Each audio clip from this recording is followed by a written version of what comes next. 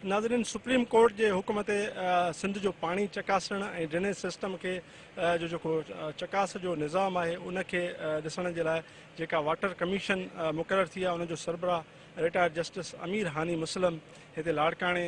जे दौरे ते पहुतो आहे। हुन इन हवाले सां दौरे जी जेका शुरूआत आहे उहा लाड़काणे जे चाणका कॉलेज ऐं लाड़काणे जी जेका टीचिंग इस्पताल आहे उतां कई, जिते हुन सॼी जेका चाणका कॉलेज जी एरिया आहे उन जे जेके ॿाहिरियां हिसा आहिनि उनखे ॾिठो, जिते जेको आहे सफ़ाई सुथराई जो इंतिहाई नाक़स इंतज़ाम हो। गॾोगॾु हुन चाणका टीचिंग इस्पताल जा जेके सर्जरी वारा शोबा आहिनि या वार्ड आहिनि उनजो बि हुन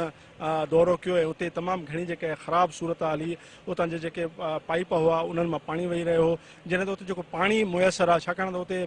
पीअण जे पाणी जो आर ओ प्लांट मुक़ररु थियल न आहे, पर उते हिकिड़ो स्टील जो वॾो ड्रम रखी करे उतां पाणी मरीज़नि खे उनजे वारसनि खे फ़राहम कयो पियो वञे। त उनजा उन सैंपल बि वरिता ऐं काफ़ी हुन जेको आहे सो हिननि जेके ज़िले इंतिज़ामिया जा अमलदार हुआ, डिप्टी कमिश्नर पब्लिक हेल्थ जो इंजीनियर, उन सां गॾु ॿिया जेके अमलदार हुआ उन्हनि जे मथां सख़्तु नाराज़गीअ जो इज़हार कयो।